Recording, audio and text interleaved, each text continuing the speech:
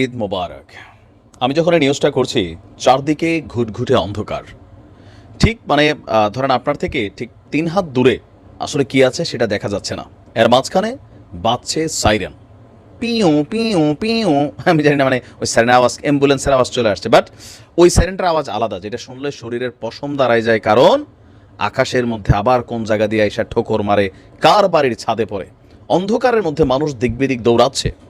প্রশাসন সর্বোচ্চ চেষ্টা করছে মানুষকে ঘরে ঢুকানোর, কিন্তু সরকারের প্রতি আস্থা নাই। কারণ ছাতিটাতে ১০১টা ছেদ অলরেডি হয়ে গেছে। কথা বলছি এই মুহূর্তে অন্ধকারে নিমজ্জিত আছে আস্ত ইসলির একটা পুরো শহর।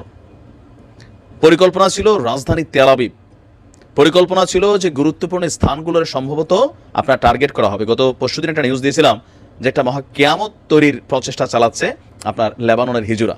তবে সবাইকে বোকা বানিয়ে ভিন্ন এক জায়গায় এবার এই ঘটনাটি ঘটিয়েছে।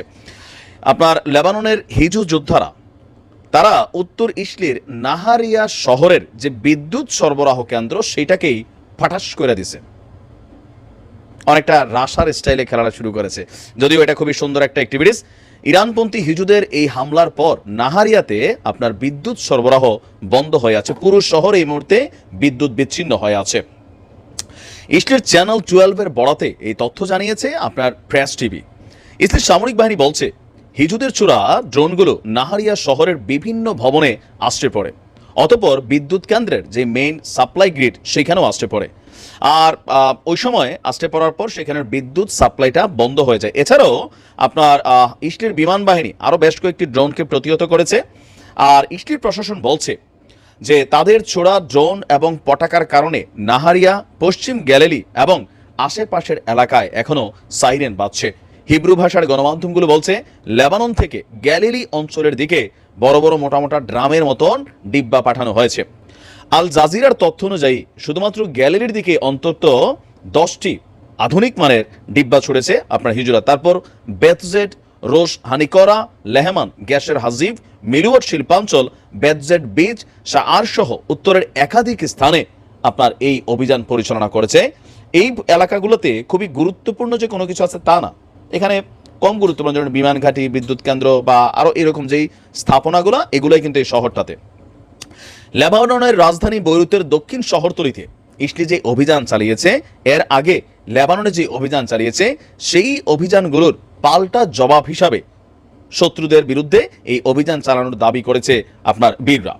টাইমস অফ ইসলি বলছে যে এই মুহূর্তে আপনার আমরা যখন নিউজটি করছি কিছুক্ষণ আগেই ইসলির সেনাবাহিনী ঘোষণা দিয়েছে যে তারা হিজুদের বিরুদ্ধে আরেকটা বিমান অভিযান চালাবে। এবারে টার্গেট হবে বৈরুতের দক্ষিণ শহরতলিতে।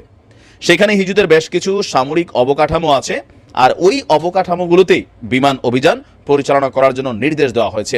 এই অভিযানের আগে আইডিএফ হিজুদের ব্যবহৃত ভবনের আশেপাশে যে বেসামরিক নাগরিকরা আছে তাদেরকে সরে যাওয়ার নির্দেশনাও দিয়েছে বলে আপনার গণমাধ্যমে আসছে। তবে হিজুরা বলছে যে এই ঘটনাগুলোর আবারও পাল্টা কাউন্টার হবে, সেটার জন্য প্রস্তুত থাকার কথা বলা হয়েছে। অলরেডি আমরা যতটুকু বুঝতে পারছি জিওপলিটিক্সে ইসলির পক্ষেই ট্রাম্প প্রশাসনের অবস্থান হতে যাচ্ছে। প্রতিরক্ষা মন্ত্রী থেকে যতগুলো সেক্টর ট্রাম্প এই মুহূর্তে ঘোষণা দিয়েছেন প্রত্যেকটা সেক্টরই ইসলি বান্ধব। আর ট্রাম্প যে কত বড় বোয়াকার পোয়াকার অন্তস্তর, পরে একটা ভিডিও দিচ্ছি, দেখলেই বুঝবেন। আগেই বলছিলাম যাদেরকে বিশ্বাস করা যায় না। ভালো থাকুন, আসসালামু আলাইকুম।